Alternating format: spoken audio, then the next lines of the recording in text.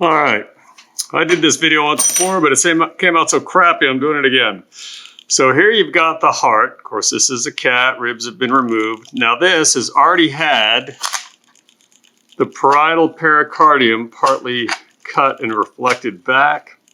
See if I can get it with my forceps here. This bag-like membrane around the heart, that is the parietal pericardium. You couldn't see it on a preserved heart. So that means this surface would be the visceral pericardium. I'll move the lungs out of the way. Most of this is ventricle. You can see the interventricular sulcus a bit. So you got a left ventricle and a right. If I remove the membrane a little more, you can expose the atria. This little bag-like structure on the top here, this is the right atria. And the left one, kind of got to roll the heart a little bit. There you'll see the left atrium, that little thing right at the tip of my finger there. Coming out of the right ventricle, you can see a bit of the pulmonary trunk coming out here. So this is the pulmonary trunk. Now the veins, let me tuck the lung out of the way a little bit.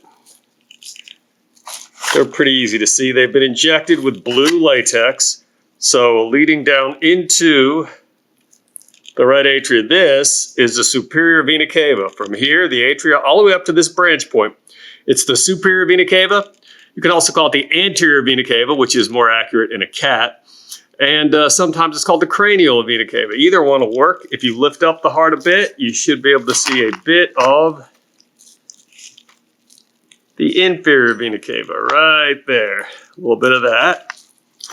Now all I'll do, I'll follow, kind of go upstream with the blood. So here's the superior vena cava. These two splits. You've got one here on the right side, one here on the left side.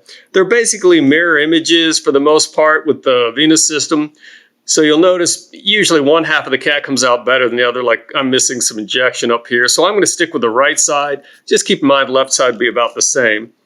So this first branch, so here's the vena cava. It splits into the left and the right, kind of between the tips of the forceps there.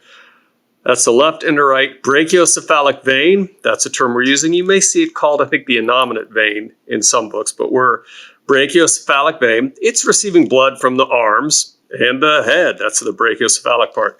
Then this will split right at this point. You'll have about 3 branches.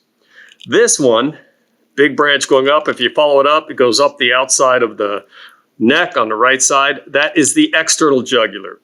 The internal jugular is not present or not injected in many cats. It would have branched off here and it would have run much deeper, almost right where the carotid artery is there. So that's the external jugular.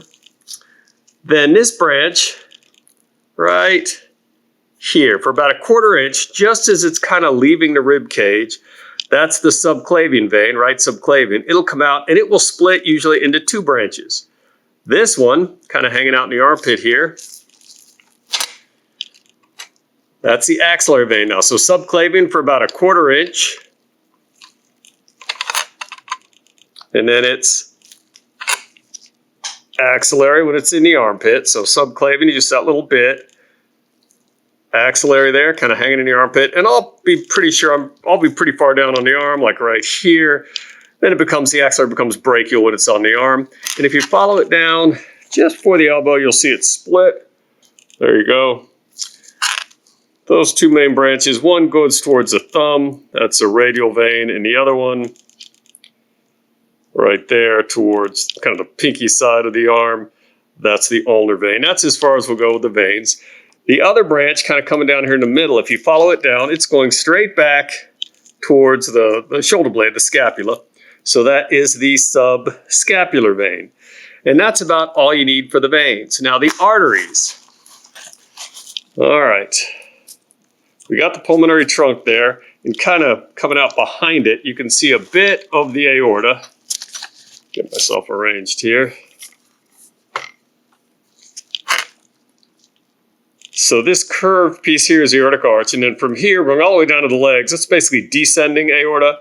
While it's in the thoracic cavity, then you might see it called thoracic aorta. In the abdominal cavity, abdominal aorta.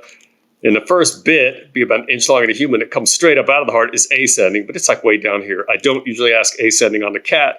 I'd use a human heart model. But this curved bit here, that's the aortic arch. Now the cats have two branches off the aortic arch. One there, one there.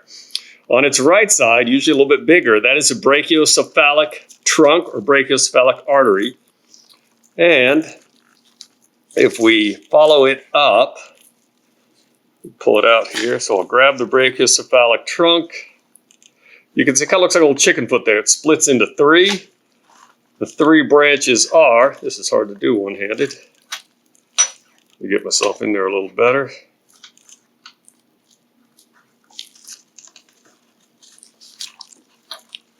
The three branches are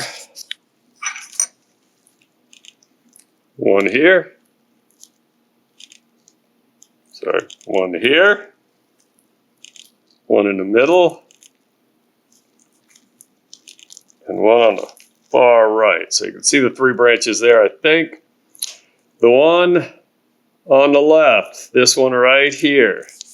So the leftmost branch of the brachiocephalic trunk is the left common carotid. Sorry, if you follow it up, it'll go up the inside of the neck here, and you'll be able to see it right about, there it is, a little further up. That is the left common carotid. The middle branch, right here, if you follow that one up, that is the right common carotid. You can see it again up here by the trachea. So that was the middle branch. And the branch to the right, let me catch it. That one there, it's kind of going under the vena cava here. That is the right subclavian. It will go behind the vena cava in most cases. And you'll see it coming out here. That's a rib right there. And once you leave the rib cage, just like the vein, that's now the axillary artery. And then when you're down on the arm, it will just follow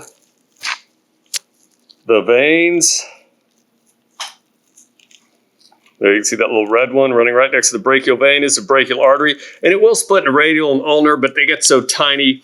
I may have that on your list, but I don't ask brachial or radial and ulnar arteries on the cat. It's too tiny. I could barely get a pin in them. Then the only other one we need to worry about, back up here at the aortic arch, the second branch. So that was the first, brachiocephalic trunk. Then this one is the second branch up the aortic arch in most cats. That one is the left subclavian all by itself, and you'll follow it up once it leaves the rib cage. Here's a rib, so we're out here. It becomes axillary and then brachial, radial, ulnar, like everything else. That's more or less it. So I'll post this up and you can use it to study if you like or ignore it. Take care.